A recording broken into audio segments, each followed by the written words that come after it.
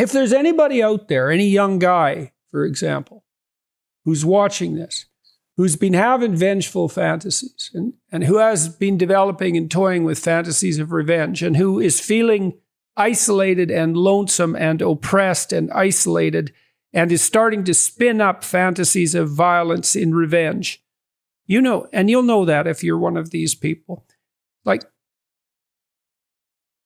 find someone to talk to. There's better ways you can deal with this. And you're young, you're 16, you're 17, you don't have to be doomed, you know? You got your whole life ahead of you.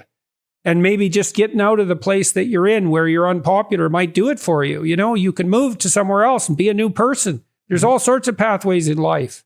And so you don't have to explosively demonstrate your competence, you know, in a single vengeful, violent act. There are better ways to deal with the world. And you might have reason to be bitter and vengeful, but there are better paths. There are better paths forward. So don't do it. Do what this young man we talked about earlier did, is have enough sense to reach out to somebody. Find someone, a teacher, a principal, someone, a policeman if it has to be. Someone.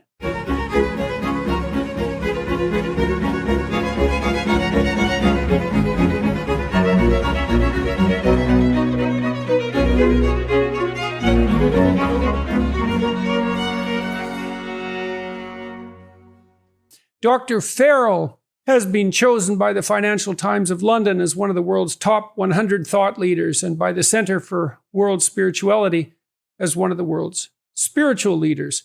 His books have been published in more than 50 countries and in 19 languages. His most recent book, The Boy Crisis, co-authored with John Gray, was a finalist for the Indie Book Publishing Award. His other books include the New York Times bestseller, Why Men Are the Way They Are, plus the international bestseller, The Myth of Male Power. A book on couples communication, Women Can't Hear What Men Don't Say, was a selection of the Book of the Month Club. And Why Men Earn More was selected by U.S. News and World Report in 2006 as one of the top 4 books on career. A very practical book, by the way, for men and women alike, contemplating how they might maximize their earning power over the course of their career, although that comes at other cost, obviously.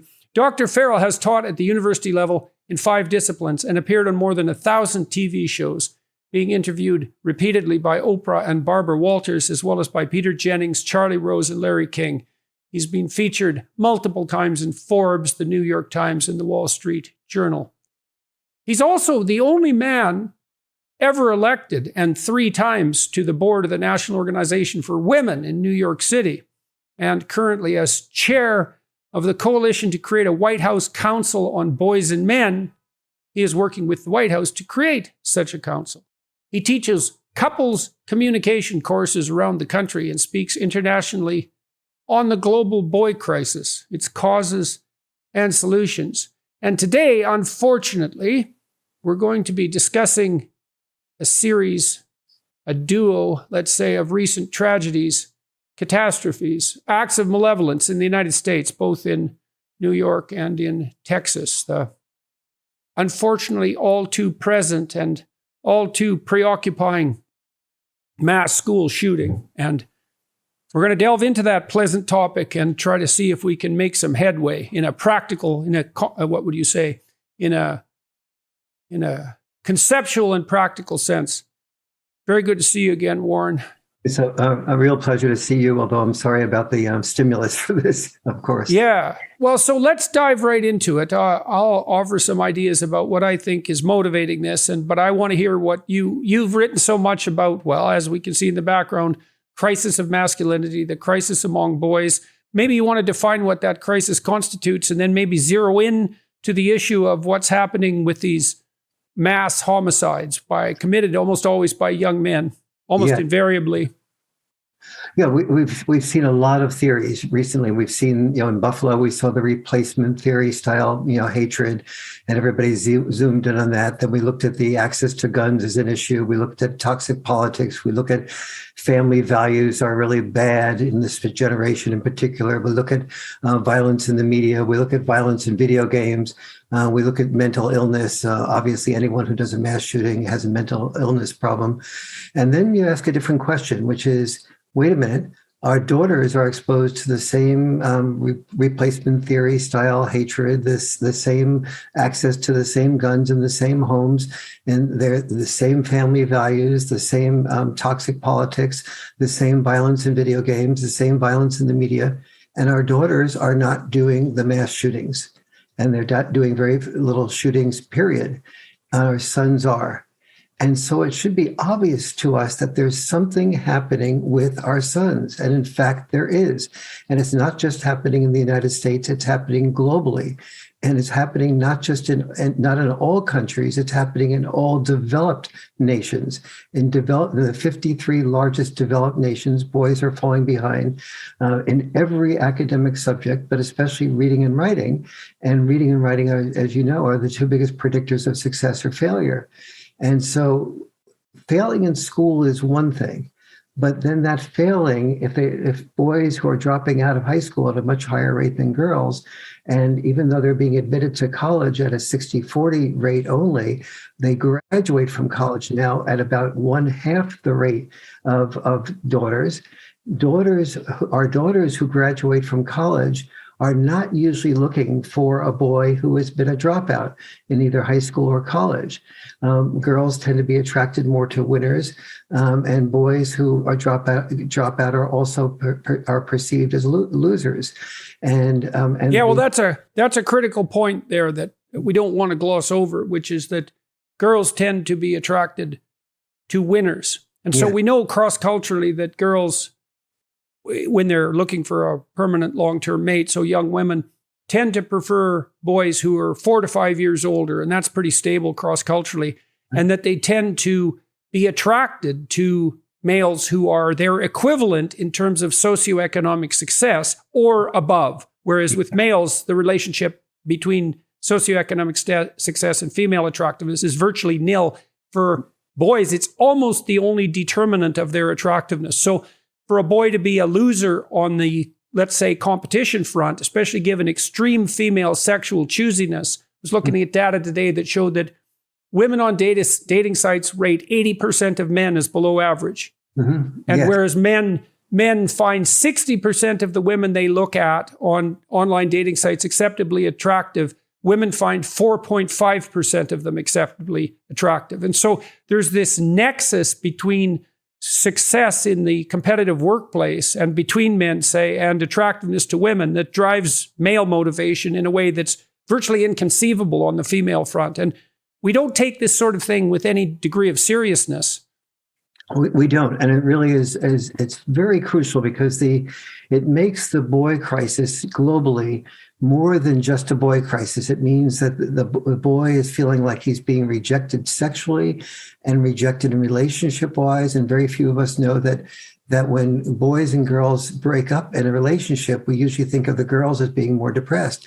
In fact, the data shows that the boys are more depressed when you know how to measure boy depression. But most of the measures of depression have been based on females' expression of depression, not males' repression of depression.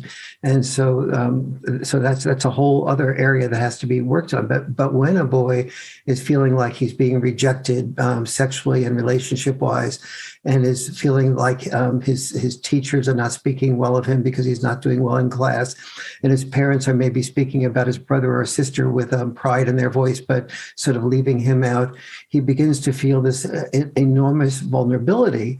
But also that vulnerability is expressed by anger as well. Bitterness, resentment, desire for revenge. Yep, all of that. And fantasies that emerge as a consequence of that too. Fantasies of revenge and the acquisition of status.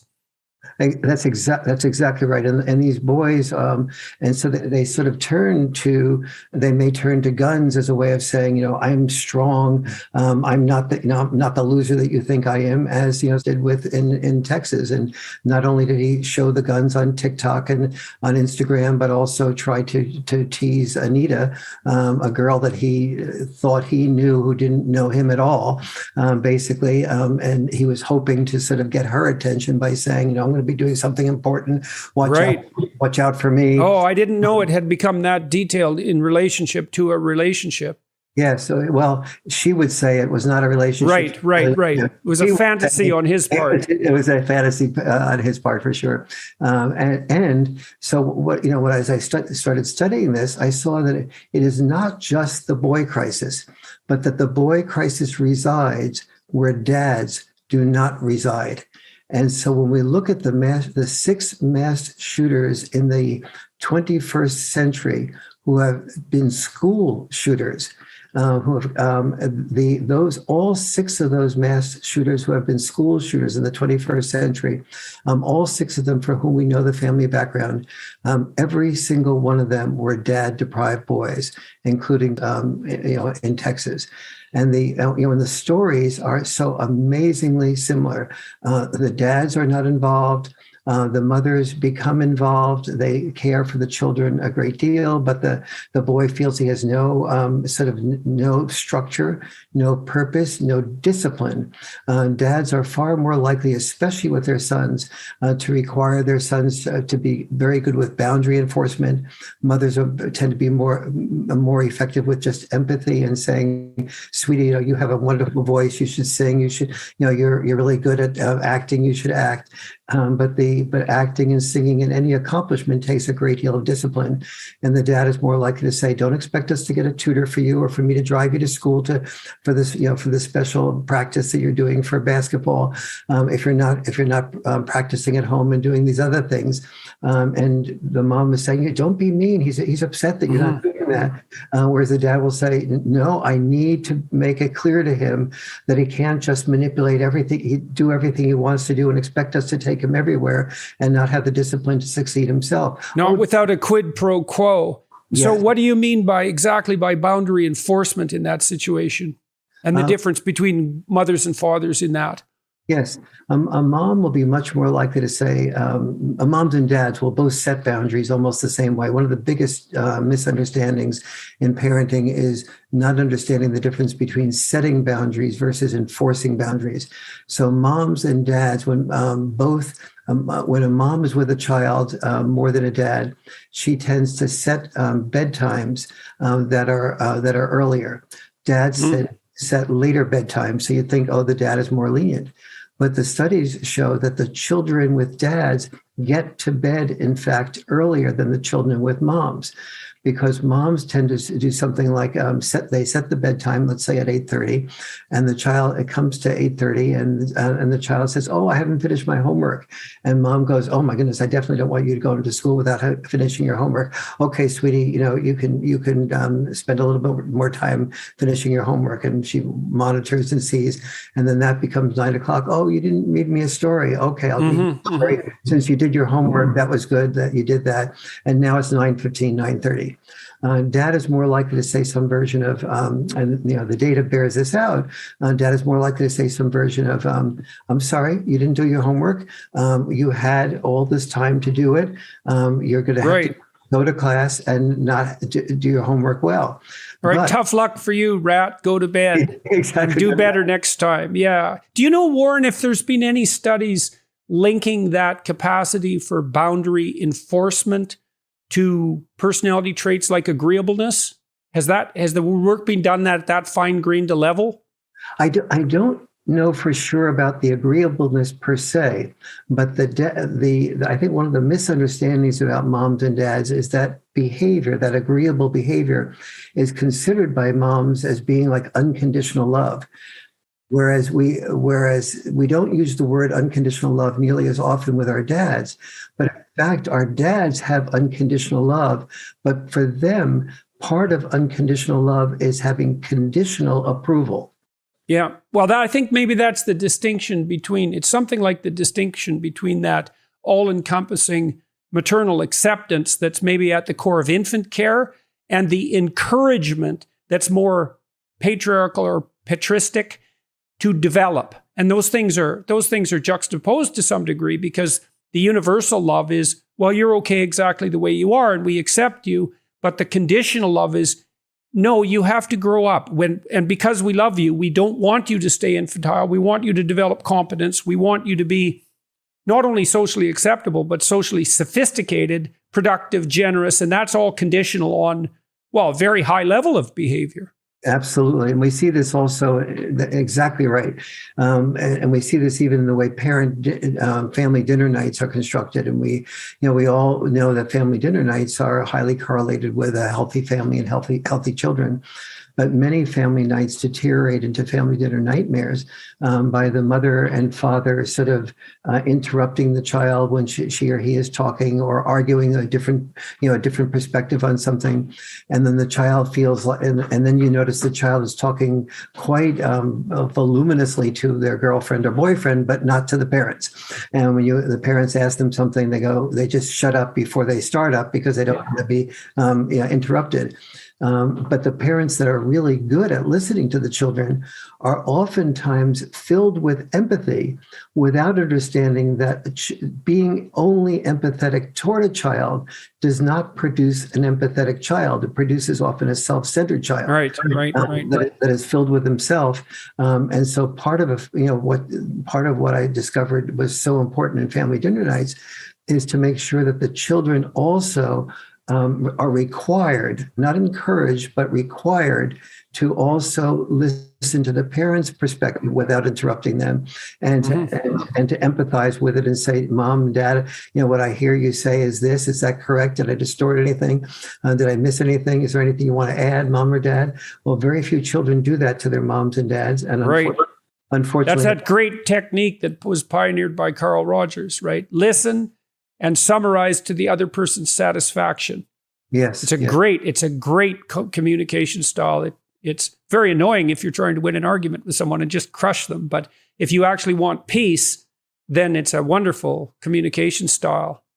And so, see, let me run a couple of things by you. Tell me what you think about this. So I was talking to Franz de Waal the other day, primatologist who studied chimp behavior. And one of the things he said was that you give female juveniles, chimps, a block of wood that's, about this big, say, they'll frequently carry it around in their arms or carry it around in their back like an infant and care for it like a doll, even though it's just a block of wood.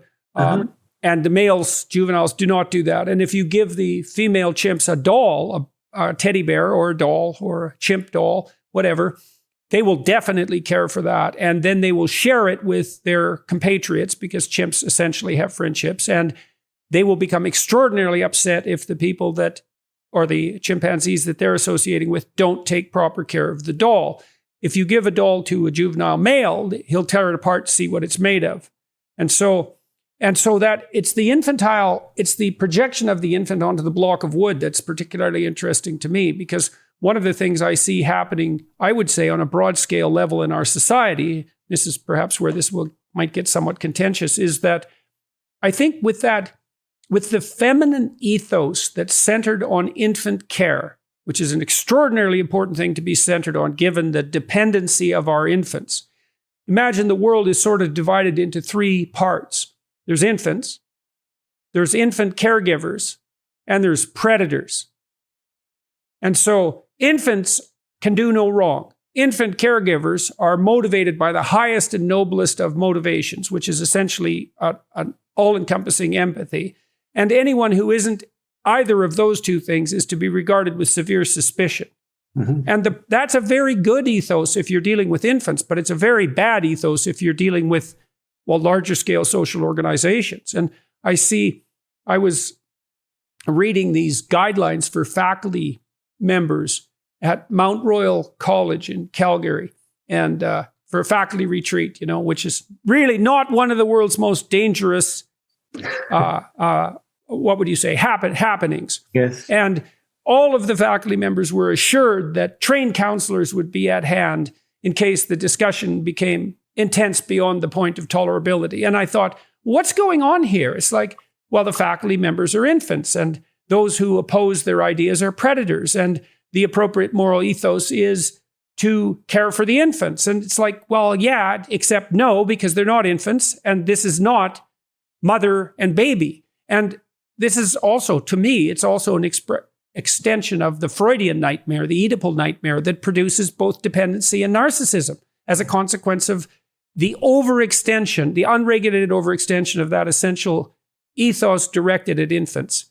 Yes. Is that too harsh? I don't think so at all. And I think that mothers and fathers just have such different styles of parenting. And, with the common goal, we all want our children to do well. We all care about them. But what we know, what I saw when I did the research for the boy crisis, is that the children that didn't have dads in their lives, even the girls did worse in 50 different areas. They were more likely, the boys as well, but the boys more intensely in those areas. Both boys and girls who didn't have a lot of dad involvement, by the age of 9.5, their telomeres were shorter. Wow. 14% shorter on average. That's the average between boys and girls when a father was not involved in a significant way by the time that child was 9.5.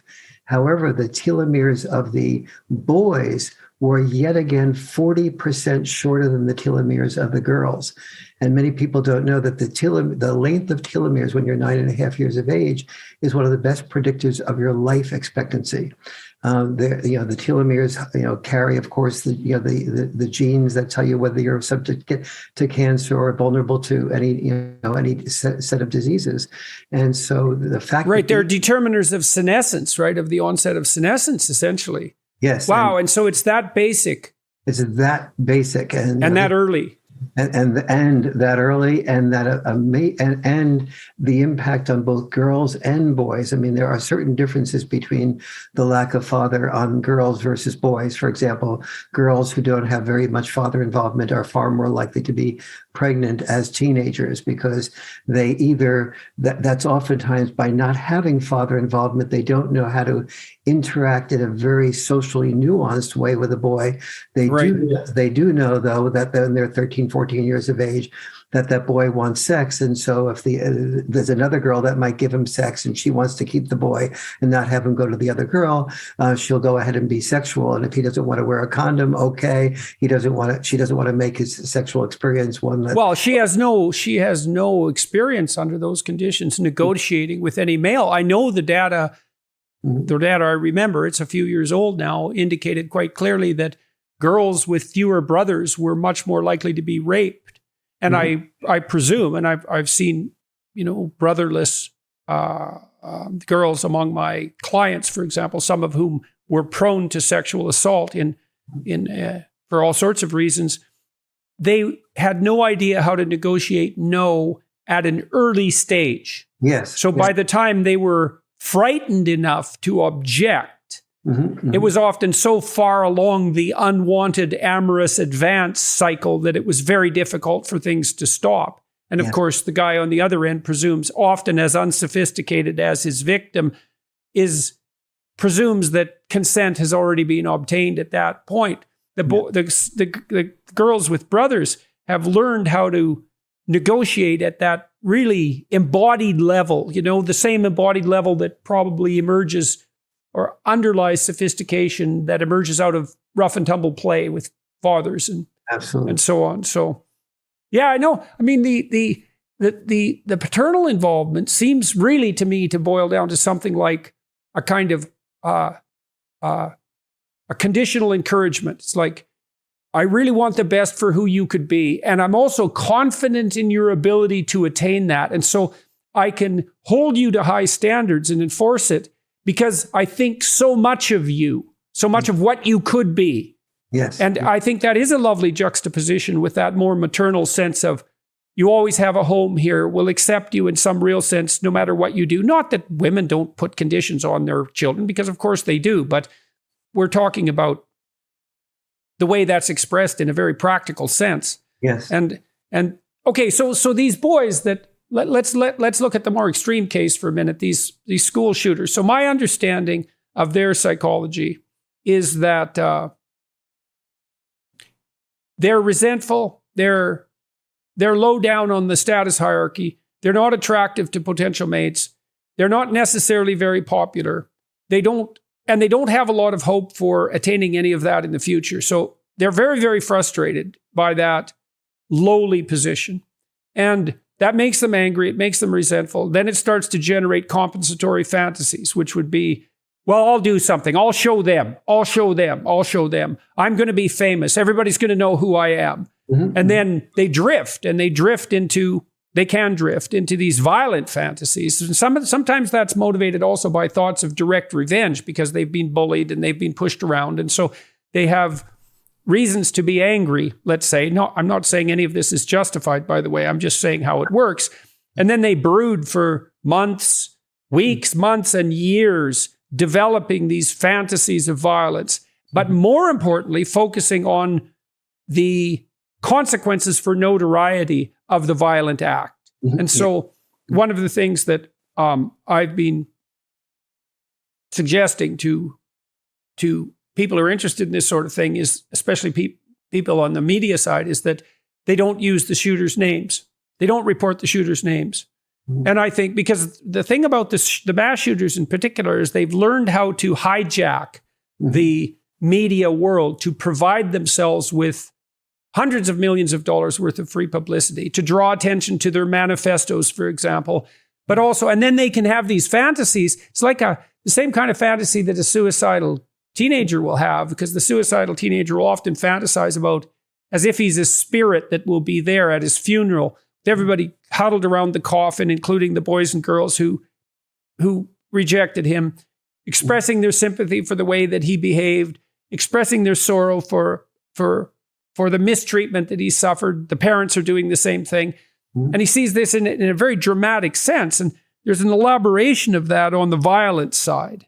And they want to be notorious. And you ask why, and why boys, not girls? And the answer is, well, success to boys is linked with popularity with girls, for example, in a way that it's simply not linked for girls with boys.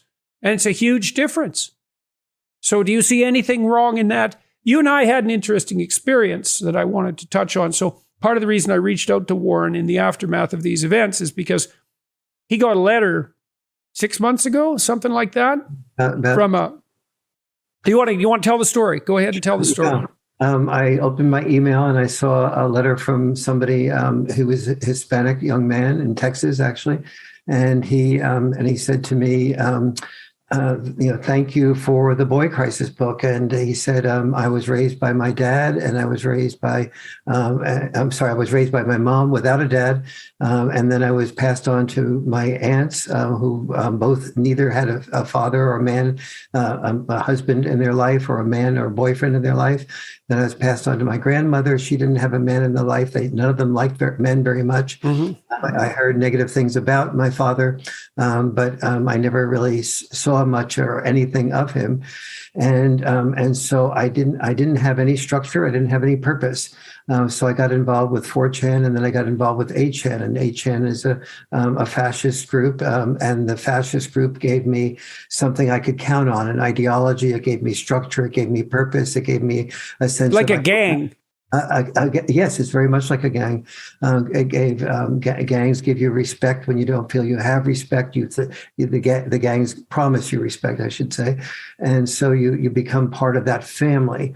And he felt very much part of that family. So he told me. So I wrote up a 52-page manifesto that was overlapping in its effectiveness. I thought it was even better than the two other people at 8chan who had become celebrated mass shooters. And he said, I was ready to, I was making the plans to carry it out.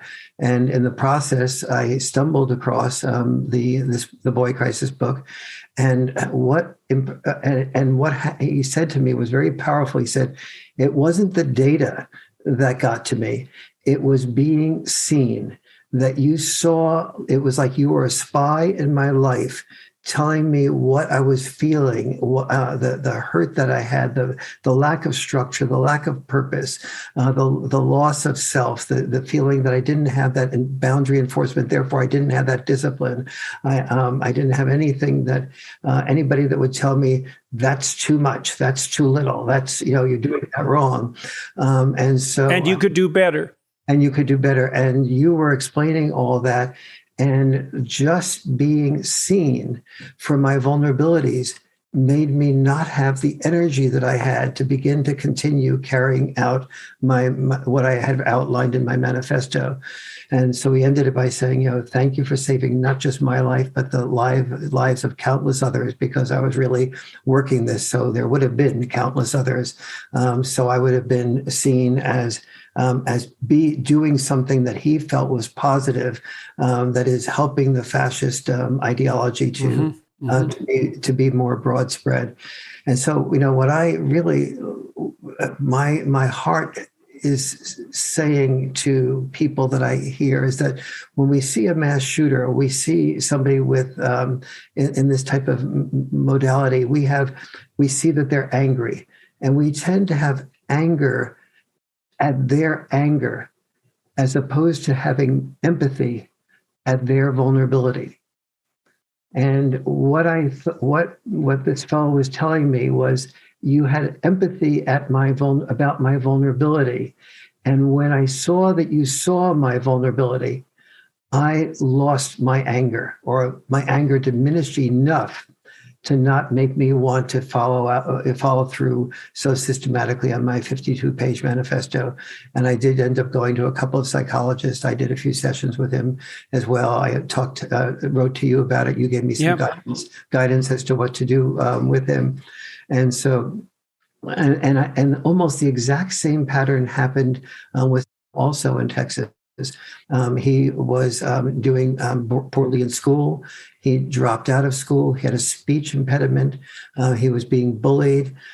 He was feeling like he was a failure on almost every aspect of life.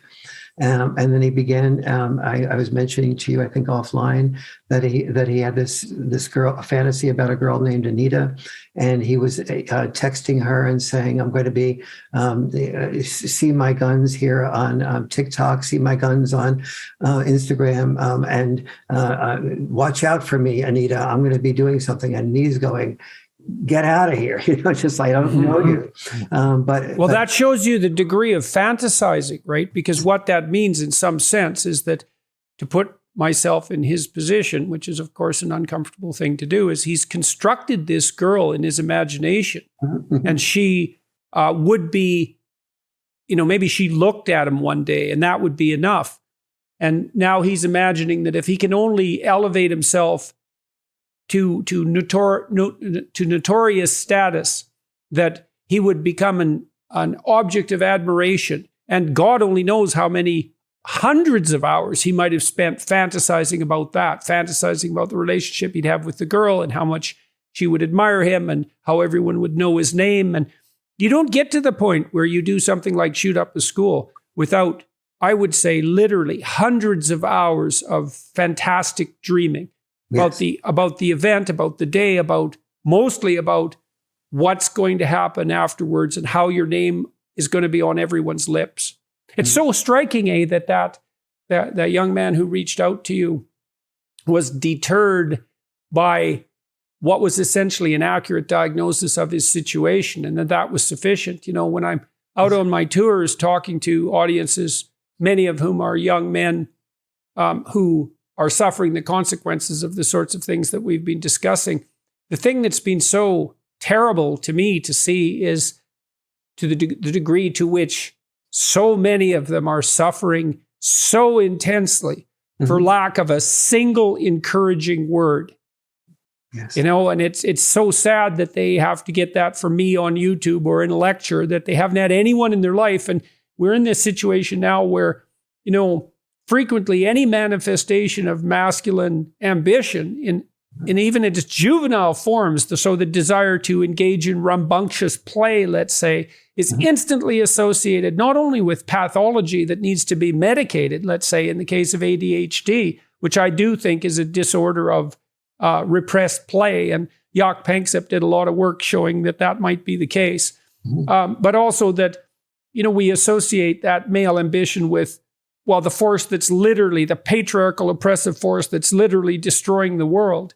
It's like, how the hell do you expect young men to react to that? And the answer might be something like, there's too bloody many people on the planet anyway. And if we stopped running around doing things would be a lot better. It's like, that really leaves them nowhere to go, doesn't it? Yeah. So except to some very dark places in some situations.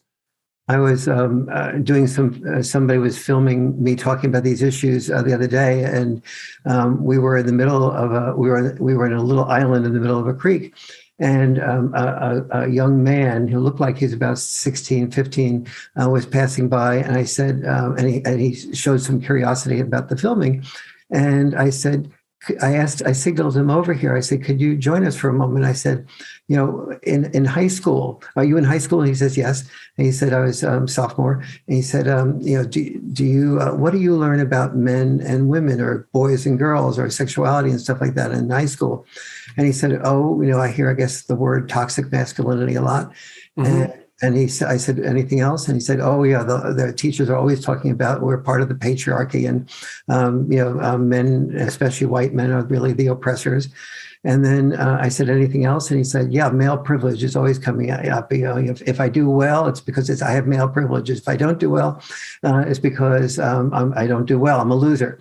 I said, anything else? And he says, yeah, I always hear the future is female. And I said, how does that make you feel about your future? And he laughed, in accordance. Good, he could laugh. Yeah, he laughed sadly. So I said then, if you're out on a date, are you going out on dates yet? Yes, I am. And he said, I said, do you talk to your girl, the girl you're dating about this? And he goes, no way. I'd never bring it up.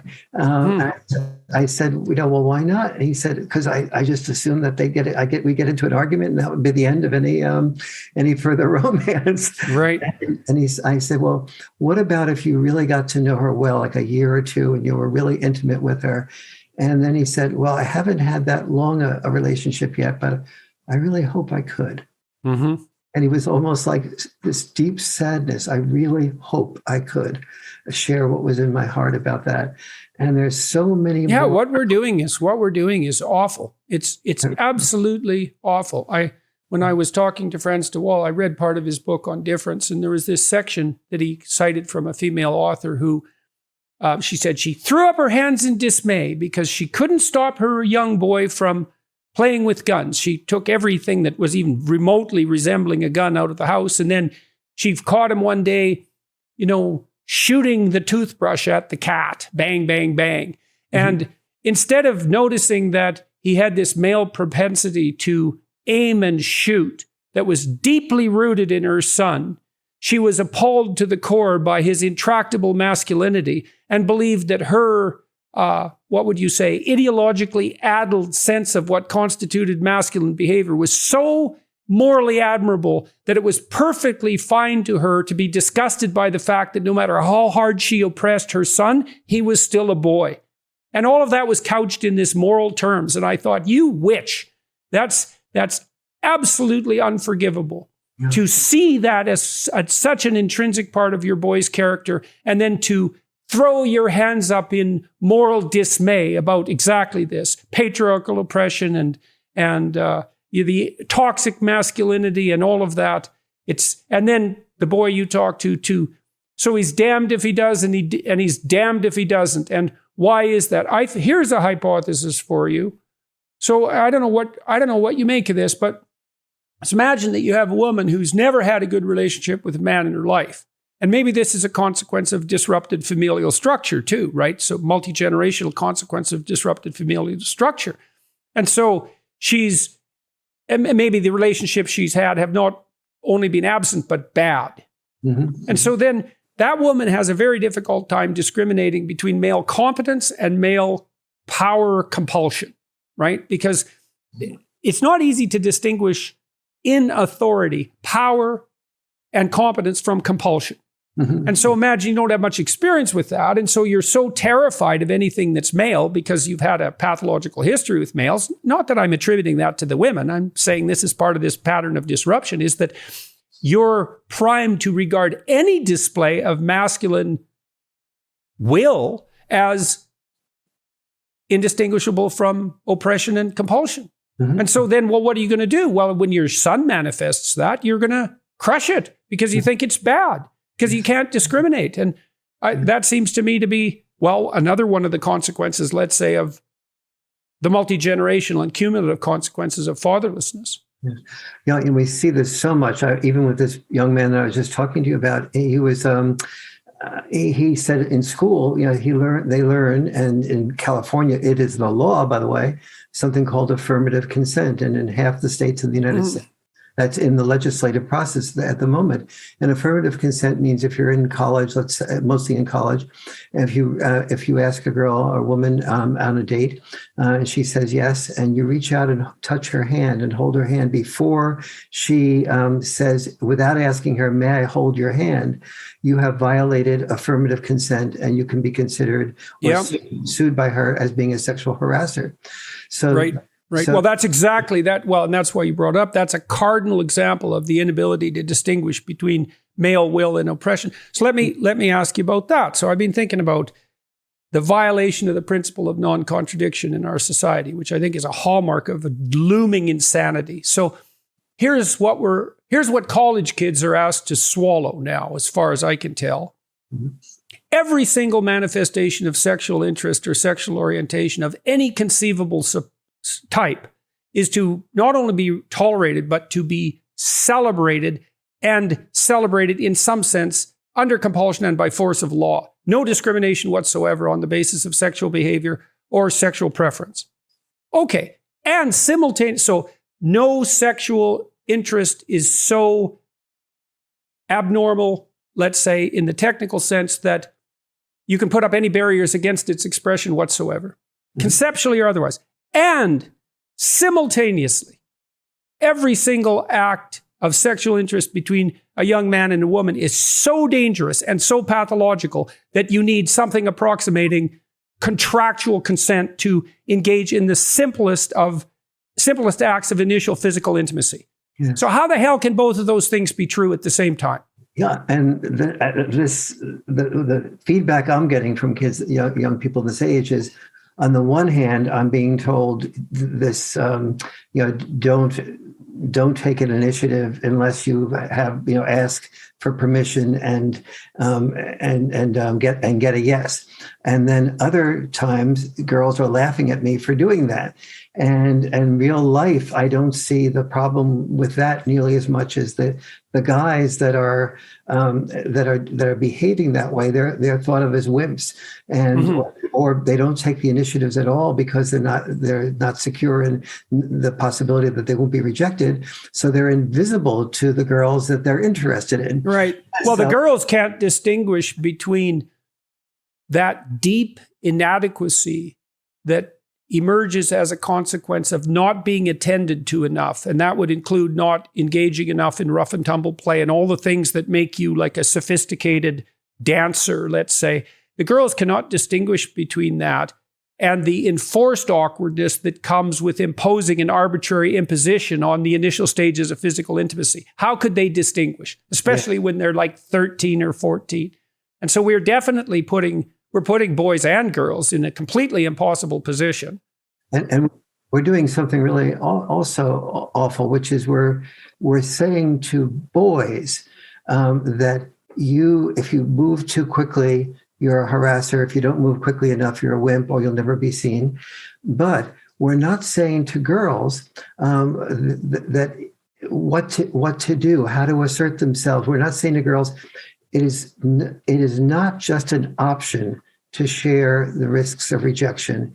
It is an expectation on you to share the risks of rejection, not just the risks of rejection with the 20% of boys that are the superstars and really outstanding, but with any boy you have an interest in, you expect yourself to reach out. Will you be rejected more? Absolutely.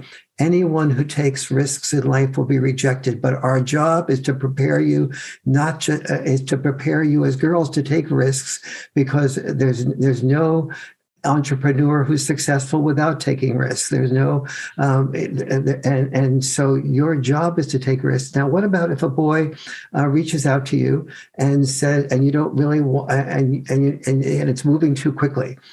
So your job is to say, no, not now, but and maybe not ever, but if I change my mind, I'll let you know, because I now see that you're interested. And so I don't have to worry about rejection, but don't keep trying to be sexual with me. I'll take the responsibility for reaching out, because feminists say, what is there about no that you don't understand? Well, here's what there is about no that is often not understood. Is it no forever? Not interested in me at all? Is it no till maybe I say yes to another date? Is it no until I have maybe some wine to relax me? Is it no until I have some coffee to wake me up? Is it no till we play some music and I feel very intimate with you after the music is being played? Should I turn the music up? Should I turn the music down? Oh, were you talking too much about yourself and not about me? Or were you talking too much about me and not about yourself? All of these things are part of what happens in the initial. Right. Well, part of that is, well, that's exactly it. I mean, when you object to someone, you see this in fights between couples. It's like, well, is this like a divorce fight, or is this a like we talk for 10 minutes and make peace fight? Or is it one of the intermediary stages along that pathway? How serious is this? And no has exactly that ambiguity. Like, is this an outright rejection by every female in the world forever? Is it a harbinger of that? Because it could be. And that is certainly the lot of many men, because there are, I would say, 5% of men, maybe 10% of men are in the category of so undesirable socially that they have virtually no chance whatsoever in the mating market. There's a great documentary about that, by the way, documentary called Crumb that was done about probably 25 years ago that focuses on three brothers, one who became very famous, a very famous artist, all three extremely talented men, but all three of them toxically unpopular in high school to a degree almost unimaginable by anyone who was actually in an acceptant peer group and who had at least some chance on the dating market. One of the brothers committed suicide soon after the movie was finished, documentary, and the other was put in prison as a sexual offender. So it's a very dark movie, but documentary. It's about the best documentary I've ever seen on anything. But if you're interested in the psychopathological fantasies of sexual offenders, that's definitely the documentary for you, because they're extraordinarily well documented in a way that, well, that anyone with any sense would shy away from. It's very dark stuff. The successful brother, Robert Crumb, who is a very successful underground comic artist in the 1960s, late 60s in San Francisco, really started the whole underground comic movement. He became quite famous as a consequence of his artistic work, and then became quite popular with women. And he tells the story. It was an absolute shock to him, because he went from, he wasn't no one, he was way less than no one. No one would have been a move up the ladder by a large margin. He was in the detestable category, that's disgust, right? That's damn low on the hierarchy. And then when he became successful, that all switched on him, and pretty much overnight. And so part of the documentary, which is done so unbelievably brilliantly, is an exploration of that dynamic. I've never seen anything like it. So I would highly recommend that. It's called Crumb. It's a great documentary. I show it like 20 years in a row in my personality class to illustrate the Freudian dynamic of Oedipal and smothering mothering, essentially, and all the toxic consequences of that. So anyways, back to no. Yeah, well, no and yes, those are very difficult things to negotiate. I don't think there's anything more difficult to negotiate between a man and a woman than no and yes, or between any two people that are in an intimate relationship or beginning one. It's like, what don't you understand? Well, there's an infinite number of things I don't understand. And what makes you so clear, so sure you're so damn clear about your communication? And we have this perfect opportunity for teaching our daughters that you can say no and say, I'll take responsibility for anything I am interested from this point on, as opposed to you keeping on trying.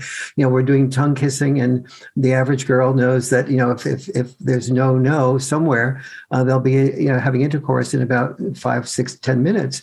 And for many girls or women, that's too quick. So she pulls out the tongue. But then the pulling out of the tongue, does that mean, respect her, that the tongue is being pulled out? And then when do you put the tongue back in? When do you restart the process again? Well, it's also quite difficult if she's confused about it, which she's likely to be, because it's not like that's not a maelstrom of conflicting motivations and emotions. Should I continue? How much do I like this boy? Am I going to be a slut? Is this something I'm going to enjoy? What are my girlfriends going to think? Is this the guy for me? Is this something casual? Is casual sex okay?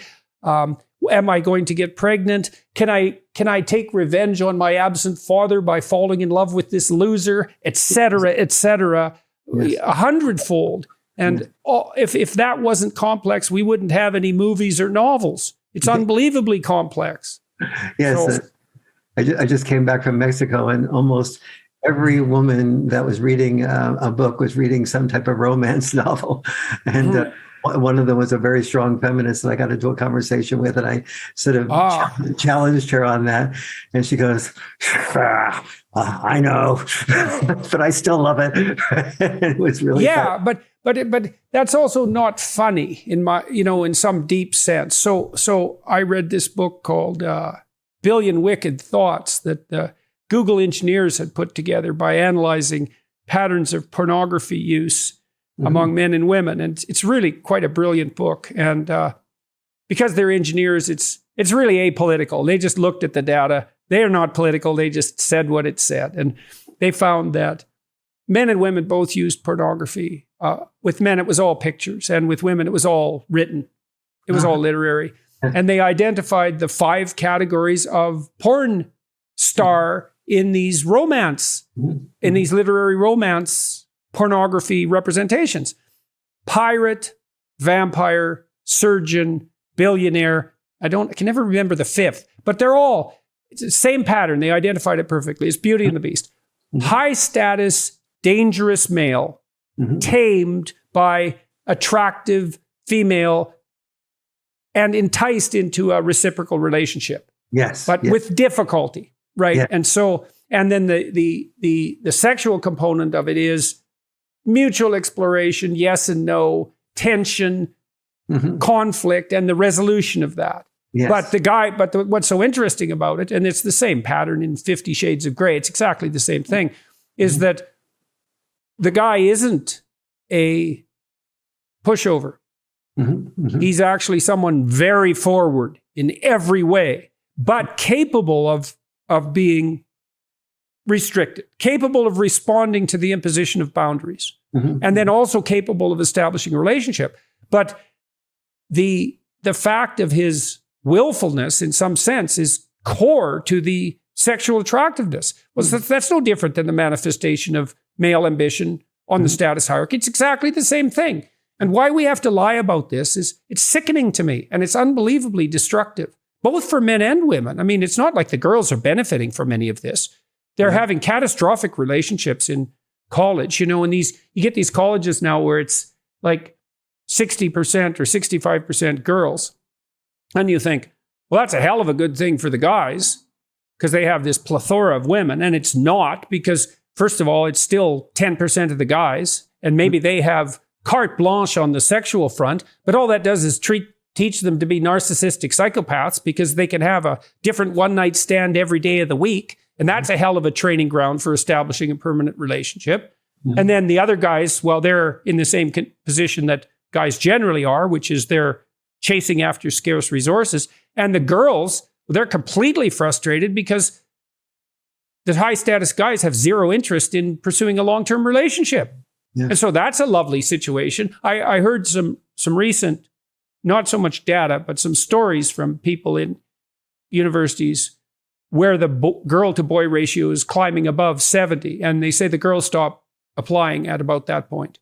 Well, it isn't only the application to schools and the getting in schools, which is, of course, creating a whole possibility and in some cases actuality of affirmative action in favor of the boys now, but the dropout rate among the boys in college is much greater.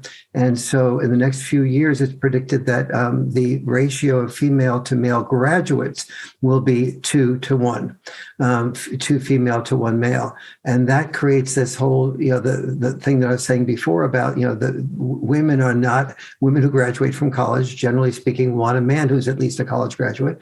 And so if she's only half as likely to have a college graduate around her, and a lot of males are dropouts, the average woman, especially when a woman starts looking for the possibility of having a child and wanting a good father to be involved, she doesn't usually look in among dropouts. And and 66% of the people between 25 and 31 who live back at home are male.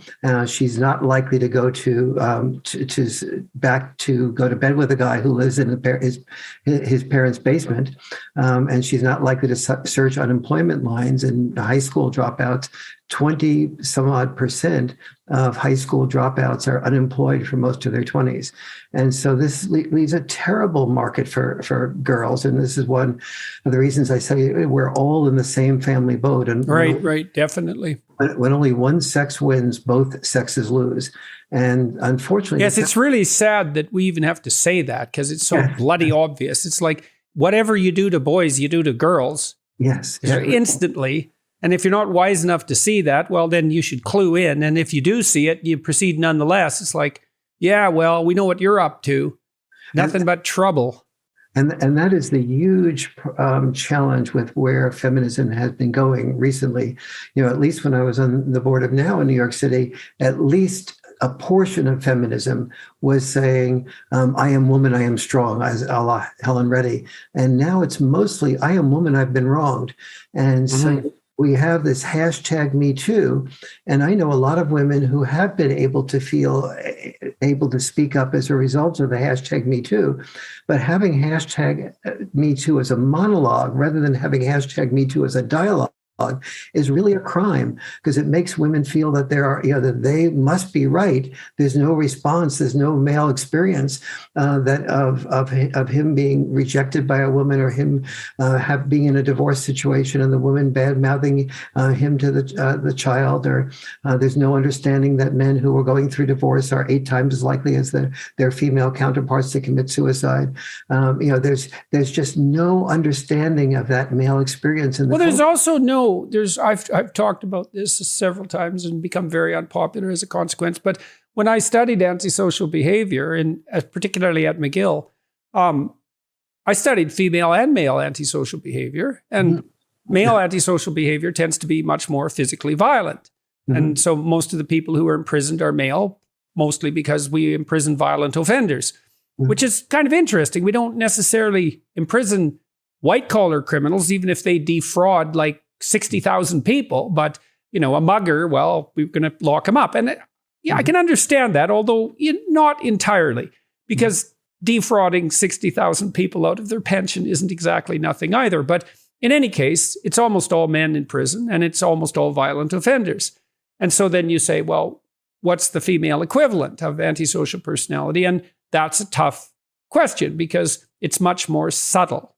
But a lot of it is reputation destruction and exclusion, mean girl syndrome, and everyone understands that. You can't play with us, for example. That's a nice expression of female antisocial behavior. And that reputation destruction also scales really nicely on social media. And so one of the things I think is happening to our whole culture is that we're suffering from a radical influx of female-type antisocial behavior. That's cancel culture. That's reputation destruction and savaging. And so, but we can't have a conversation about that because all the pathology is on the male side. It's like, no, all the pathology isn't on the male side. Plain and simple. There's social pathologies that have a feminine orientation, and that would be the infantilization of everything. And then there's toxic femininity, which is this tendency to derogate into savage reputations and to escape scot-free in the aftermath of that, and the use of manipulation and innuendo and all of that. Very, very difficult to cope with. Very difficult to put boundaries around too. So, especially on social media. So, we tend to have very little empathy for the way these behaviors have evolved over the years. Women had to sort of have talk about men reputation-wise, because before birth control and when mores were extremely strict, if a male wanted to be sexual with a woman and maybe promised her that he would be marrying her, and she said, "Okay, I could, maybe we'll be married," but then she talks to other women and she finds out from 8 or 10 other women, well, wait a minute, he's been said that to me, he said that to me, he said that to Mary over there, and then suddenly, so that the thing that we call gossip was very much a protective mechanism on the part of women to protect themselves from becoming pregnant with somebody that really was not at all interested in a long-term relationship and being a long-term father. Conversely, with guys and women, in terms of the no, what no means no, what no means maybe, what no means yes, it was very helpful for women to be able to say no before birth control for obvious reasons. But even short of birth control, she discovers, how does a man handle rejection? Does he, if she says a no and he stops right away and never tries again, how will that translate into him being a good salesperson? Mm-hmm. What successful man have you ever seen, or a woman have you ever seen, stopped at the no and didn't try again? And so but on the other hand, the way he tried, the manner in which he tried, the respect he showed as he tried, the way he manipulated his persistence in a positive or negative way, those were things that gave her a great deal of information about what type of father, what type of breadwinner he would be. Yeah, well, and if she puts obstacles in his way and frustrates him and he gets violent, well, then that's a pretty good marker of his inability to deal with, let's say, the frustration of a toddler. Precisely, and that is, and those are all. So, where I was going with that is that we need to look at the behaviors we castigate, and have an understanding of where they came from and why. And you're talking about oftentimes chimpanzees and different types of animals. Well, among all animals, from insects right on up to humans, for the most part, the insects, with a couple of exceptions, all the animals seek males to reproduce with that are alpha males, and they have no interest in the non-alpha males. And you see what the result of that is among buck antelope. The moment those males and females get together, she chooses the male that has the largest rack, and but that rack is such a burden on him that he has to get rid of it immediately after intercourse. Otherwise, because the rack, in order to develop that rack, exhausts 30% of the minerals and nutrition and calcium in his system. And if he doesn't immediately get rid of the rack, he's going to end up having to probably die if winter sets in before he gets rid of that, and he doesn't have a chance to replenish all his nutrients. And what that amounts to is that here is the male that looked the strongest, the alpha male. And it was served a purpose from the female's point of view of being able to keep away other people that wanted to have sex with her that were not as strong as he. But it was really a very good example of men's weakness being their facade of strength. Mm. And whether it's saying, I'm strong because I have my guns, or the fellow that wrote me, also from Texas, saying I got my guns together. I was, going to do this mass shooting. I'm going to be really a strong man. These are all vulnerabilities, and these are masks. The gun is the mask of vulnerability. It's the expression of anger through also stunningly unsophisticated. One of the things you do with aggressive young boys. So I don't remember if we talked about this before, but there's a large branch of literature focusing on violent 2-year-olds. So about 5% of 2-year-olds, males, almost all males, kick, hit, bite, and steal. And so if you put them with other 2-year-olds, that's what they do. Most of them are socialized out of that by the age of 4. The ones who aren't become unpopular with their peers, and then they get outcast, and then they're alienated, and then they're bullies and juvenile delinquents, and then they tend to be criminals. And so it's basically career criminality that begins at the age of 2. Now, the question is, what happens to the 2-year-olds who are aggressive, who are socialized? And the Freudian answer would be that aggression is repressed. But I don't buy that. I think really what happens is that if those boys are fortunate, they have a sophisticated father or father surrogate who helps them develop much more effective and sophisticated strategies for their competitive dominance.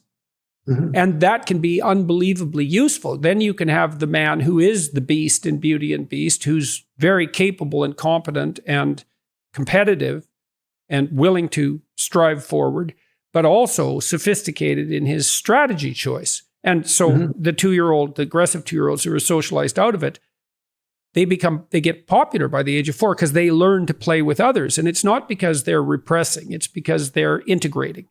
And that should be the model for us, is it's the integration. And so that's why I'm really never happy when I hear, well, we should all play non-competitive games. It's like, first of all, it's not obvious that that's a game, by the way. And second, says who, right? How about we regulate the expression of ambition and aggression in the course of competitive games, like a good coach does on the football field? Like, what the hell's wrong with that exactly? Why is that not the right model? And like roughhousing does. I mean, right.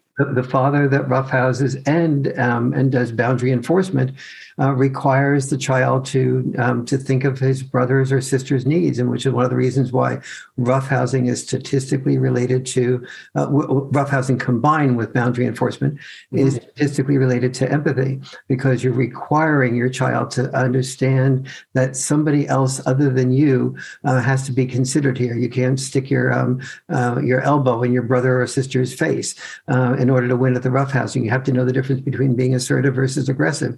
And it's only under the activation of that in things like roughhousing where those lessons can be learned, not just in theory. The mother saying, oh, always be kind to people, or always not, that doesn't translate until you really put it into practice.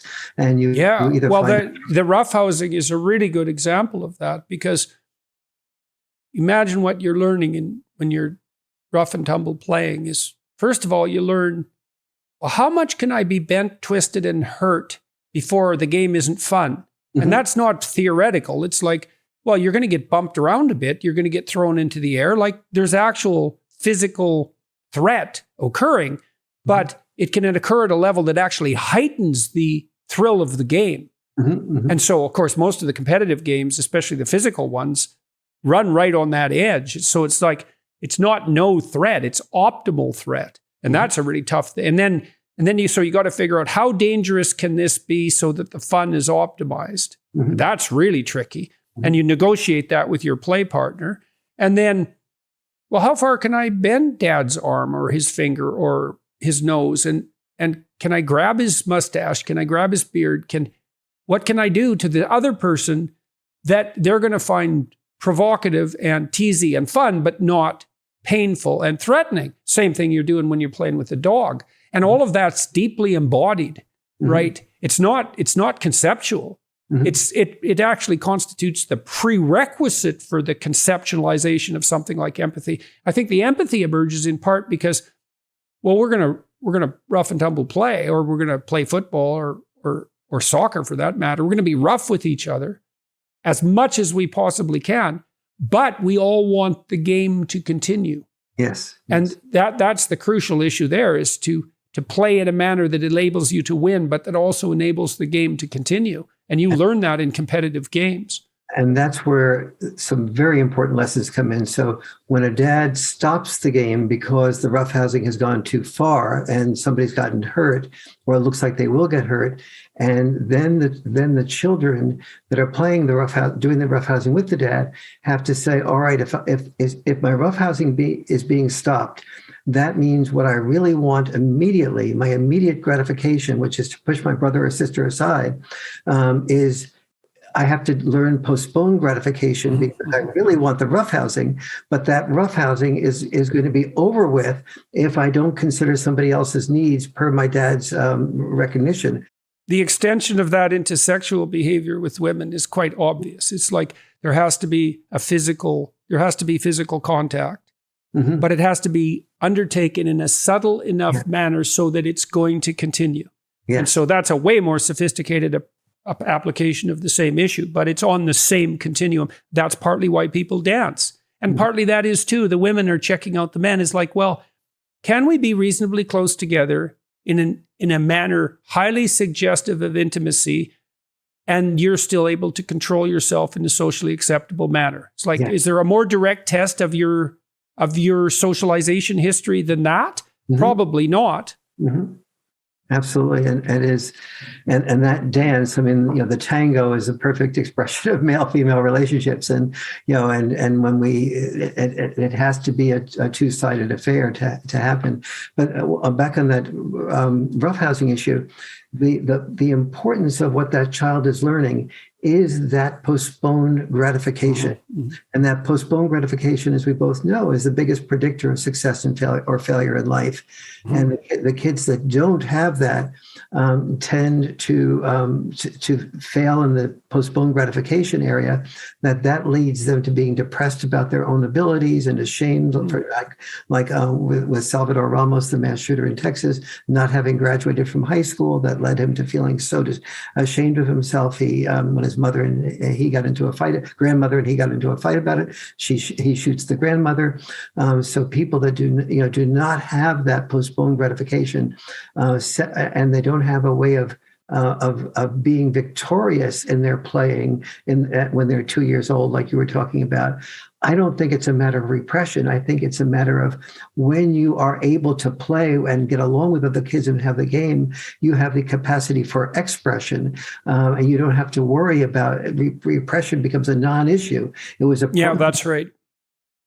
Yeah, I think that's absolutely right. I mean, Piaget pointed out quite clearly when he analyzed the structure of iterable games, and so.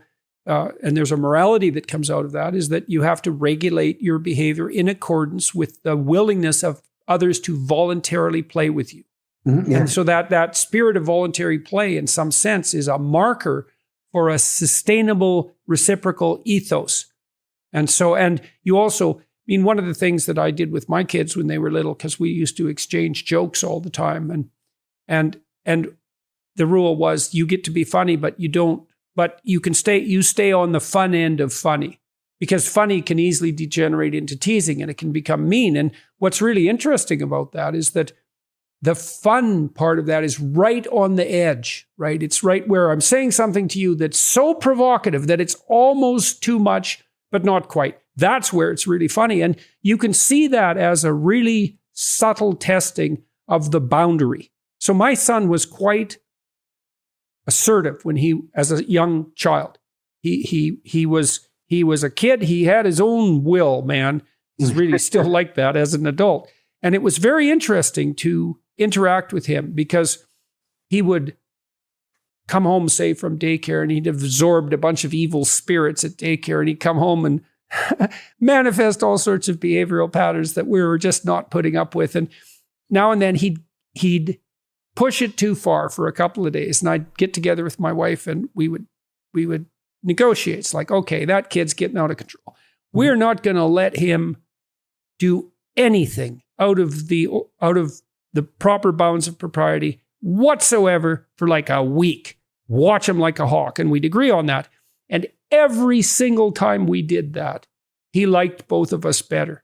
Yes. And it was so interesting to watch. And partly I realized, to some degree in retrospect, is that focused attention, man, from adults, there is nothing more valuable than that to a kid. And they'll misbehave to evoke that boundary setting because it's so utterly crucial for their development.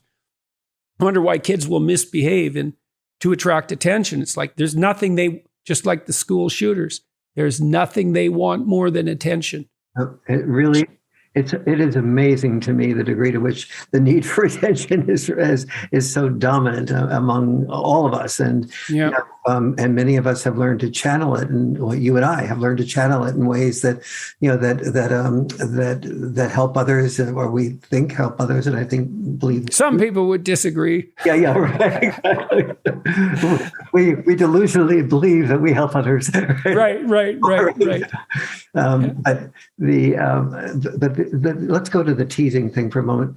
I think one of the differences between dad-style parenting and mom-style parenting is that when the dad dads will often tease, and moms will often feed, and then the child will sometimes, if the child that has not been teased much or if at all before, that is predominantly brought up usually by a mom who is much less likely to tease, when the dad teases, the child will often cry.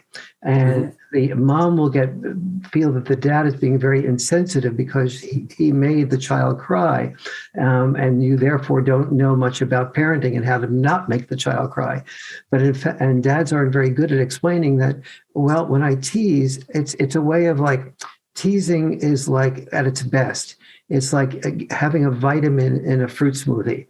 The vitamin is the criticism, and the fruit smoothie makes the criticism not more palatable by not tasting it so directly. The wheatgrass does not, sting your mouth, and so dads will often say, something like, "Oh, well, you got away with that one, didn't you?" Or you sort of, but you lied to that little boy, and he believed what you said. That's great. You're going to be a champion liar someday. Do you want? You think lying should be in the Olympics? That type of thing. And the boy will be able, or the girl will be able to pick up the fact that dad has noticed that she or he lies, notices that lying is not really being approved of, but at the same time is not being yelled at and being told, you just lied. You shouldn't lie. Right.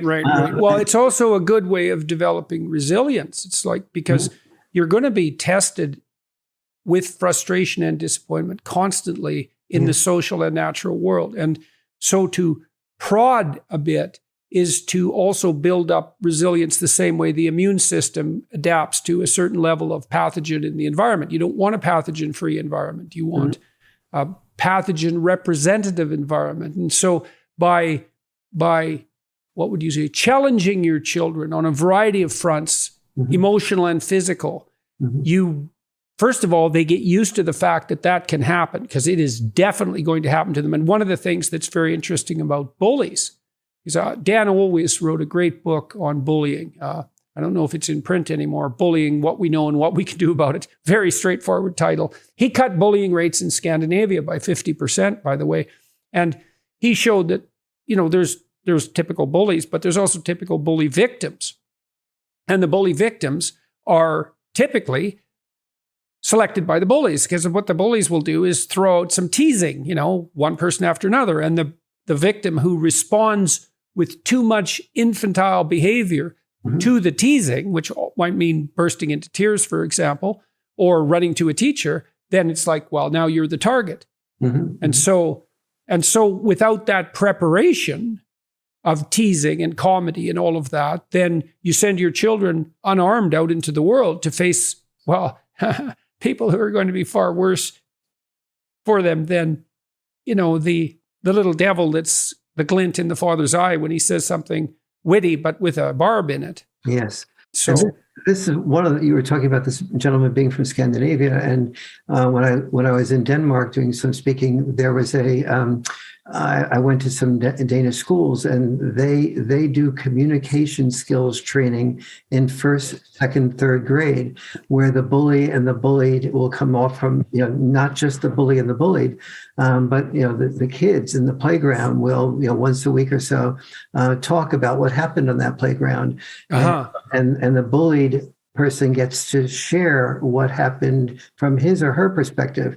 The bully gets to share what happens from his or her, from their perspective. Right. And so they get to negotiate. Well, not only, yes, negotiate, and also just see that what they've just done has hurt somebody else. Right. Yeah, when my kids were little and one of them would tease the other into tears, let's say, or I always made the bully, let's say, look at the other child, because one of the things I noticed was that if they were on a little bullying binge and they made the other person cry, then they would avoid noticing. Yes. Right? So no, you look, and you see what happened. And generally that would evoke that empathic response. Yeah. One of the things that might be interesting for people to hear is that, well, if you're a single mother, you have a dearth of positive male role models in your life for your son, for your daughter.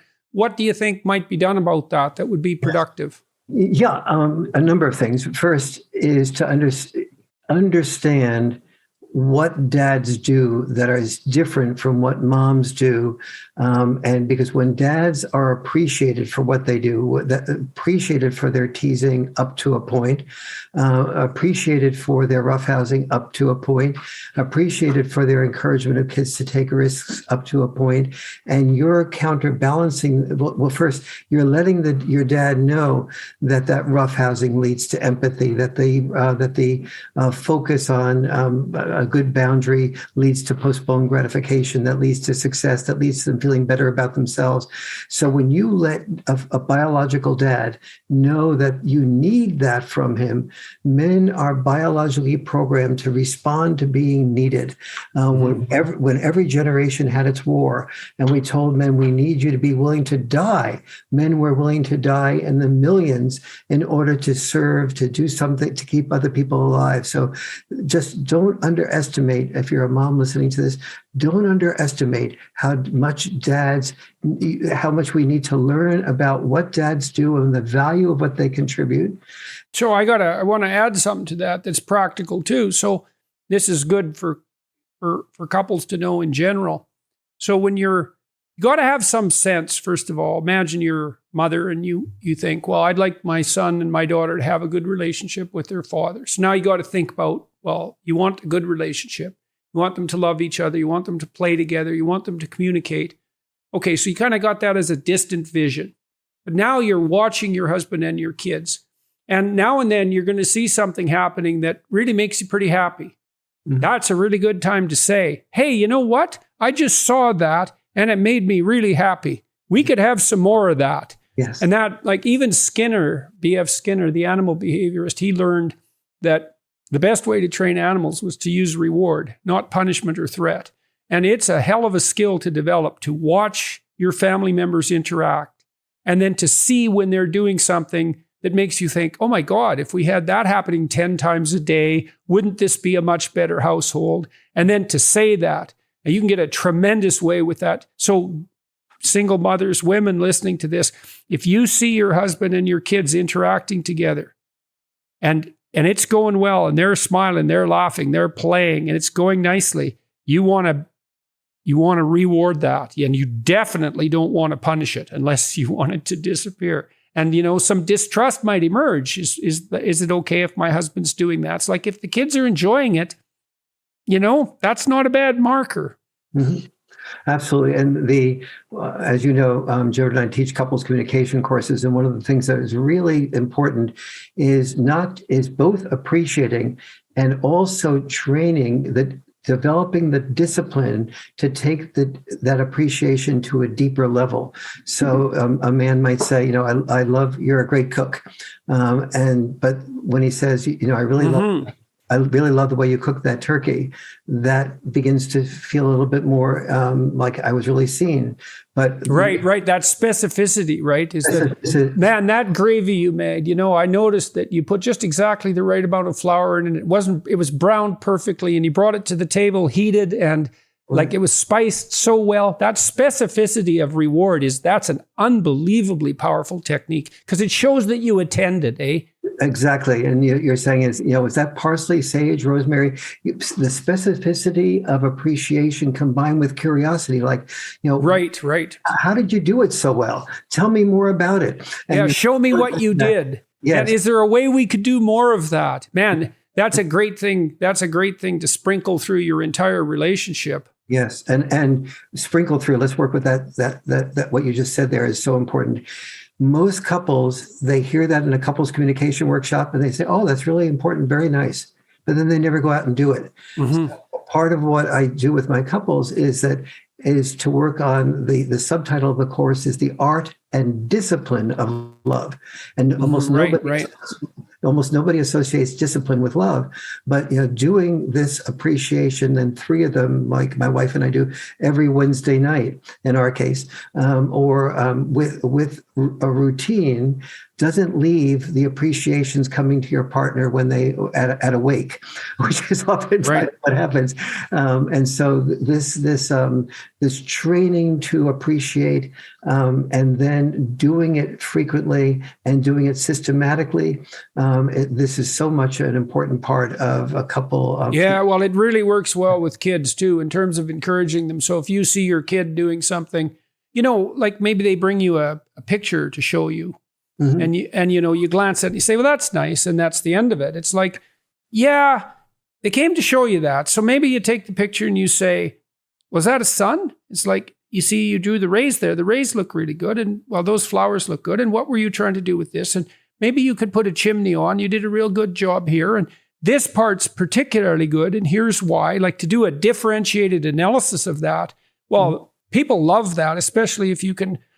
When my students used to write me essays, a lot of them, especially the initial essays, were just bloody awful. Like, almost everything about them was awful. But now and then they'd throw in a sentence, that was real. It would just sort of stand out like a diamond. I'd circle it and say, yeah, more of this. And then the next essay would be like 30% that, and then 60% that, Yes, it really is.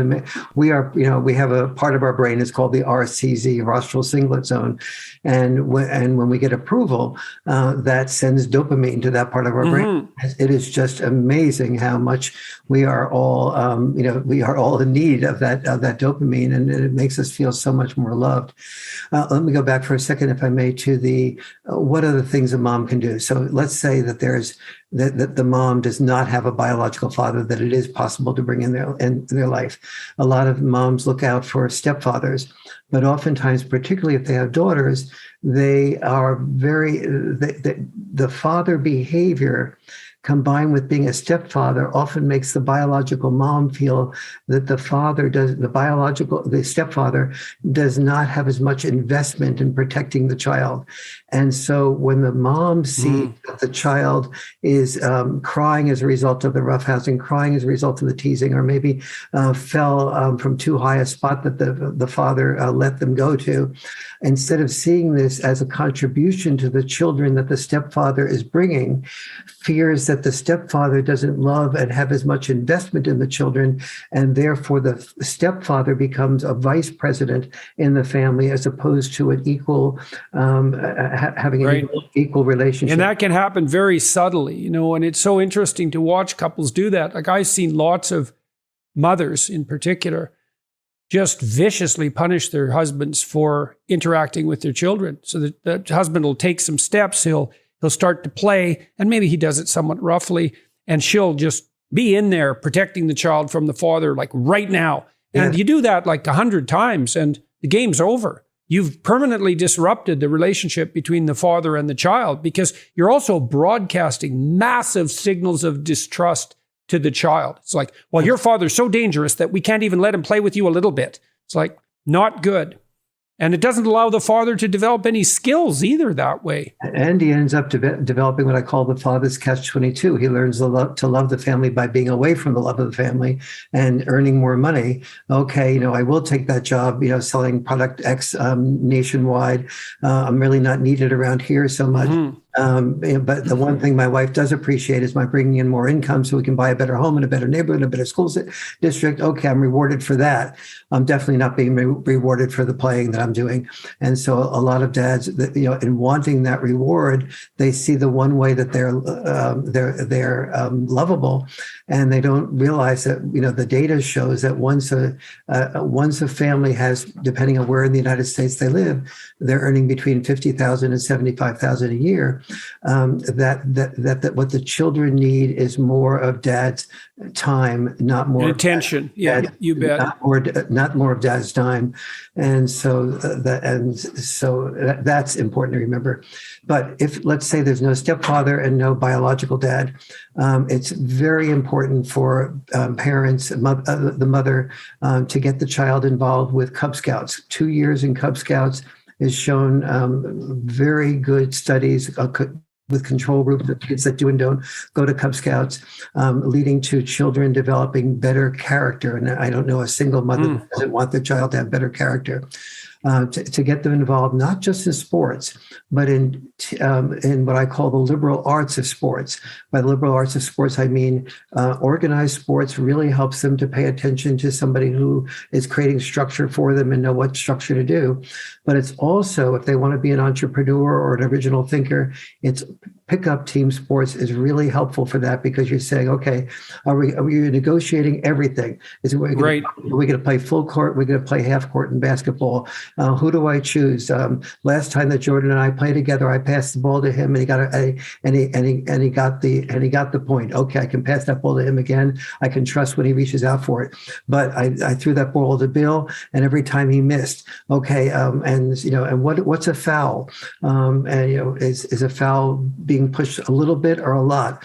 How am I exhausting myself quickly by running back and forth in the court? And so all these things come, so many things that are unsupervised behavior, and the ability of people to sort of like gauge all the subtleties of, like we were talking about with what no means no, what no means maybe. All these subtleties are much more easily able to be picked up from pickup team sports. And because of so many of our fears as parents, we've often been discouraging our children from doing pickup team sports. We haven't been willing to lead them at the school, and maybe they do get into a fight at school. But it's important to allow them to get into that fight and then process what were the red flags that told you that this was a situation that might lead to a fight, and protecting the. It's also an opportunity to practice reconciliation. I mean, one of the things Dual has shown, and this is very interesting in relationship to this alpha idea, and this is a good thing for the young men who are listening to really take note of, is Dual has shown quite clearly that sometimes it's the smallest male chimp in the troop who's the alpha. Mm-hmm. And that's often a male who's very good at negotiating reciprocal relationships, very good at reconciliation post-conflict, and often allied with a powerful female who's kin related to many of the other chimps in the group and has powerful social standing.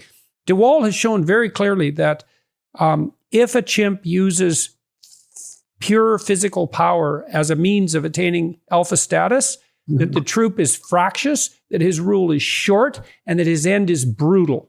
And that the alphas that are successful are the most reciprocal individuals often in the entire troop. Yes. It's all friendship, coalition, reconciliation, alliance building. And chimps have a patriarchal structure, fundamentally, a patriarchal social structure. So they're a good analog of the evil patriarchy in some real sense. But even among the animals, the chimpanzees, the mere expression of power is a unstable social strategy. It's by no means optimal. And I think that's very tightly associated with our discussion earlier about delay of gratification and the spirit of play. So you have to integrate that aggression into an iterable and desirable social game, a mating game and a friendship game and a cooperation game and a competition game, all of that. That's not repression. And that's not the eradication of toxic masculinity. It's the socialization of ambition. Absolutely. Crucially important. We were going to talk a little bit about what might be done on the legislative front as well. Yeah, on a personal level, I got a letter from Chris Sprouse about 6 months ago saying that he had three Chris Sprouse was the Speaker of the House of Florida, saying that he had three sons, and he did a lot of these things that we were talking about, like the roughhousing, and that helped him explain this to his wife. And then he gave it to two of the Republican and Democratic leaders in the relevant areas of legislation in the House of Representatives of Florida. And they drew up legislation based on a need to bring more fathers into and developing something that they called a fatherhood crisis. And what was most rewarding to me was that the legislation passed the House with a 100%, a unanimous vote on the part of both the Democrats and Republicans. Hooray. And usually Democrats are much more resistant to understanding the value of dads in the family. And so I was really proud of them for no kidding. That's great. For doing that. Yeah, so what do you think that'll translate into practically? Well, so far they've allocated $75 million to develop programs. Some of it is traditional stuff around child support, but others is stuff that isn't just child support by money, but child support by dad involvement, which is the more important type of child support. And to the degree that they execute, and there's a number of fathers groups in Florida that are really very, I imagine, will be very much involved in the helpful execution of that. And so, what I would like to see in Florida is the development of fatherhood programs that tell men, A, you're needed. B, here's what you do differently. C, here's how you communicate with your wife respectfully, so that when she says it's not okay to climb the tree, you're too young, to the child, and the dad says, oh, don't be overprotective, how to negotiate some way of like climbing that tree so the child can climb up to a certain point, but not beyond a certain point. So dad can be under the tree to be able to cushion a fall and not have a cell phone with him. And so the mom and dad can do what I call checks and balance parenting. The data shows that the children that do best have both a mom and dad that are actively involved. And obviously the children that do the best have parents that end up staying together rather than getting divorced. Well, they do opponent processing, because so if you want to move your hand smoothly this way, the best way to do it is to put your other hand there and to push against it. Oh, then you can make, So that's an opponent process. And a lot of very fine-grained attunements and calibrations are opponent processes. And so you imagine how lenient versus permissive should you be with the child? And the answer is, well, it depends on the child and the situation. And so how do you negotiate that? And the answer is, well, imagine you have on the maternal side this more all-encompassing love that's forgiving, but can move towards overprotectiveness. And on the paternal side, you have this forward encouragement that can be too pushy. And that has to be calibrated to the child. Well, how do you calibrate it? And the answer is, well, the parents negotiate, and the woman pushes and the man pushes, and they find a balance that optimizes that situation for the child. And then everybody gets what they need if we're lucky. And the challenge there is each person negotiating often feels the person hearing that negotiation of, well, we could do it differently in this way.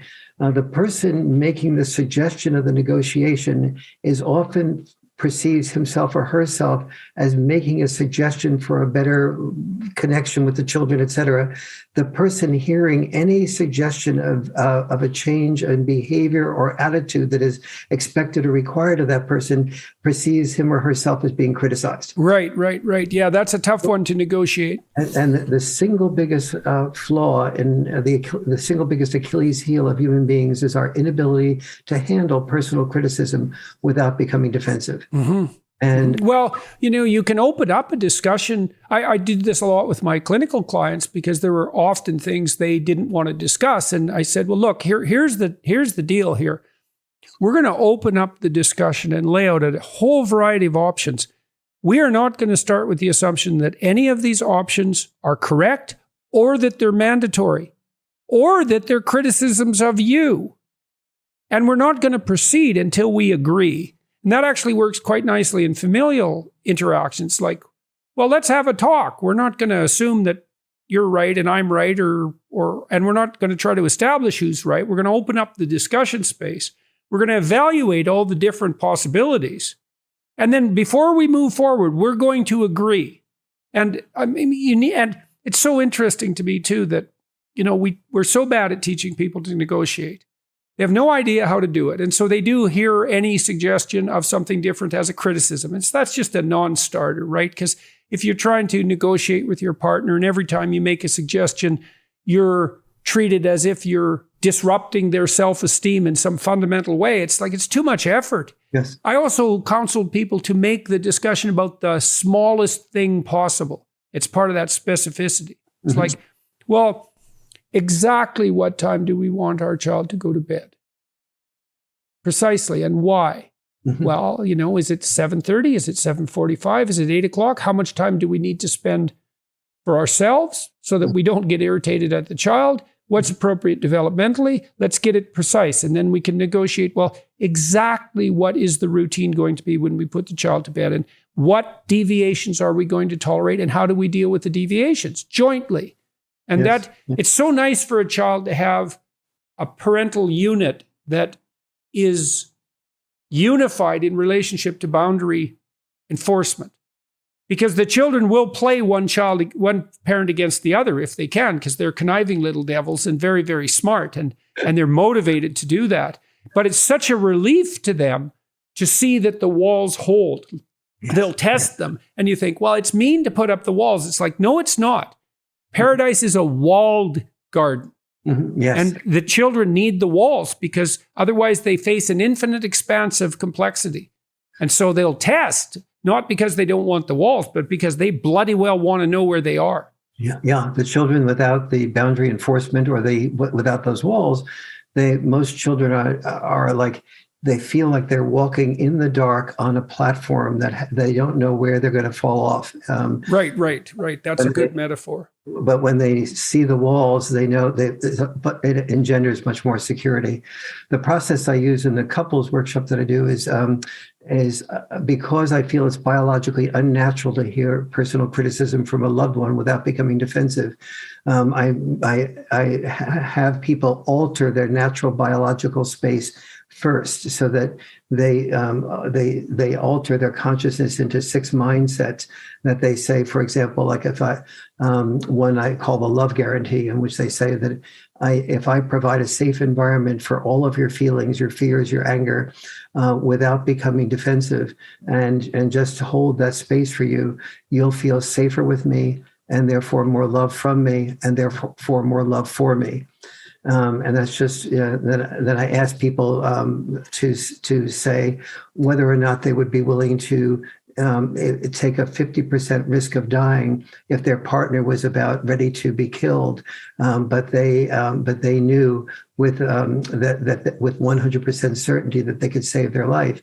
And about 95% of men say that they would risk their life for their partner, and understand that some of these partners that come to the couples workshop, many of them are very secure in their relationship, but others are thinking about getting a divorce or just breaking up, or not, that type of thing. Mm-hmm. So even among there, 95% of the men are willing to take a 50% risk of dying in order to save their partner's life, if they know with 100% certainty they can do that. And surprisingly, 85% or so of the women say the same thing about the men. And they're all making these statements on pieces of yellow paper that their partner, that they wrinkle, throw into the center of the room, and their partner never discovers what their answer is. But the first mindset then becomes, if I'm willing to die to give you life, then I can listen to give you life. Right. And then when they've meditated themselves into that and other mindsets like that for about a half hour, but not much more than a half hour, they're able to hear anything their partner says in whatever way they say it, including exaggerations and lies. Mm-hmm. And well, you have to be willing to let your partner go off the mark a bit, because otherwise you can't have a discussion. Exactly. The other thing I recommended to people, which I think is very useful, tell me what you think about this, is I always suggested that they specify their conditions for satisfaction. It's like, so let's say I have a beef with you. It's like, okay, well, here's some things about what you did I don't like. Well, that's pretty generic, and I don't know how to bind that. It's like, well, is this a criticism of me right to the core, or what's going on? It's like, what do you want me to do? Mm-hmm. Like, if I could redo that and you would be satisfied with what I did, what exactly would I have to do or say? And I think you can even do that. Maybe you respond badly to your wife's new outfit and she's disappointed. That can be very subtle. And maybe you do that because you're just not that bright. And so she's not happy because you didn't respond well. You can say, what would have you liked to have heard me say? And, the first response to that is, well, if I have to tell you, then it doesn't mean anything, or you don't really care. But the response to that is, well, assume I'm stupid and I need to do this 50 times before I'll be even vaguely sophisticated at it. And give me a break. I'll deliver what you want badly in the hopes of being able to do it better in the future. And that, I think, is a very effective technique. But it's combined with that willingness to let your partner do for you what you need badly to begin with? Because then you get to learn at least, you know? I think that's an important way. And I also find that when someone is just complaining and they know it's safe to complain, and they can say it in whatever tone of voice they want or exaggerate it or whatever.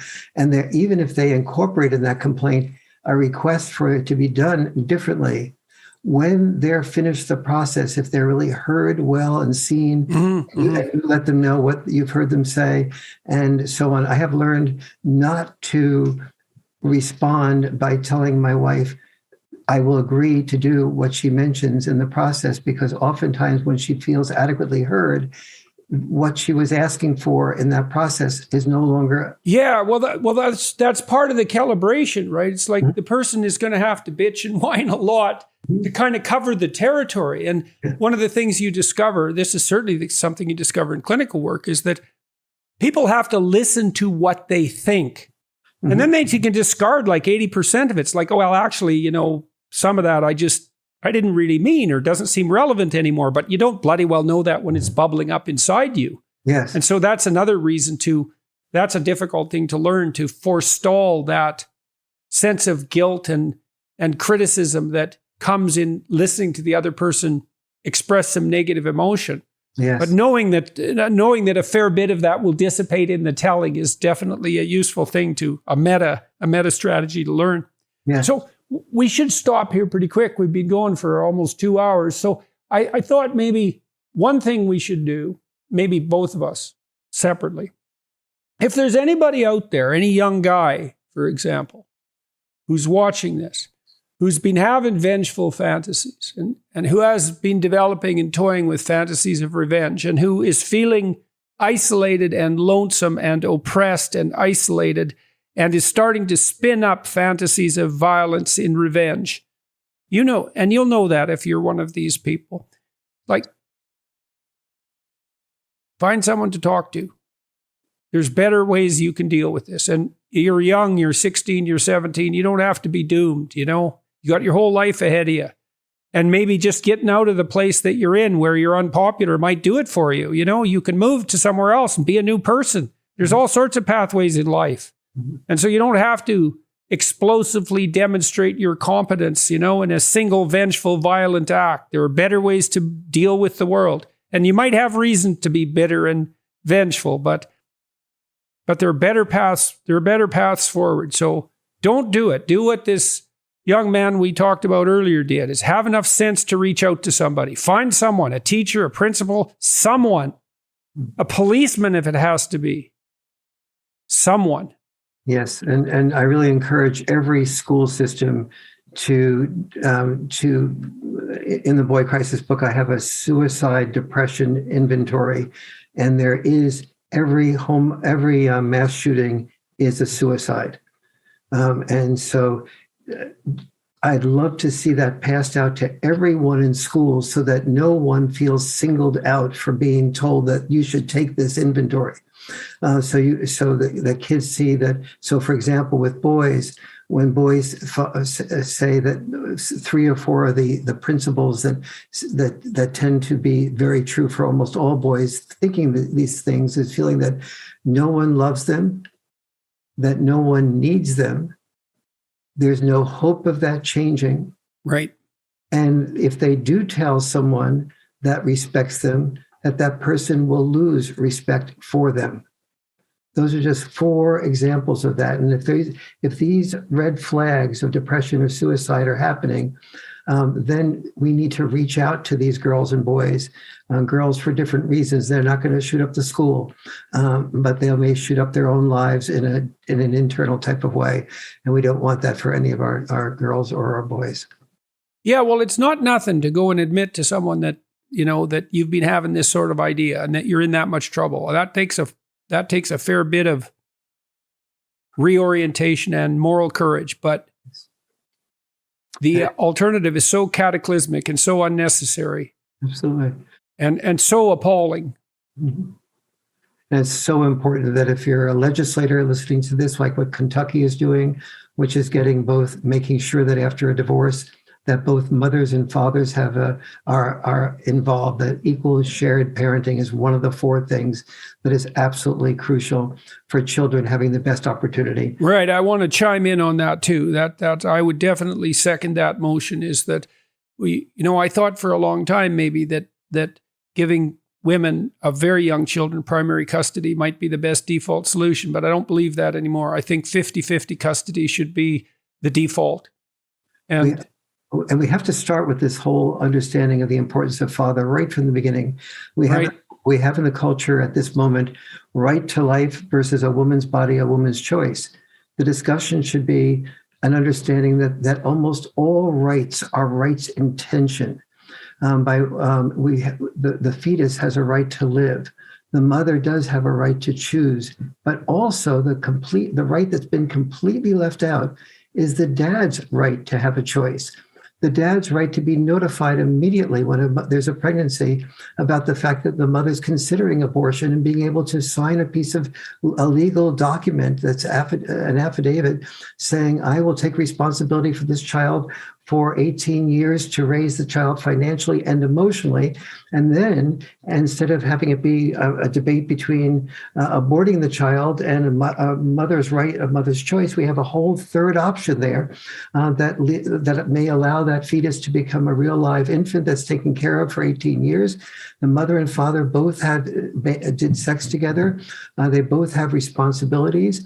If for a woman to take 9 months of responsibility during pregnancy, and a man to take in exchange for a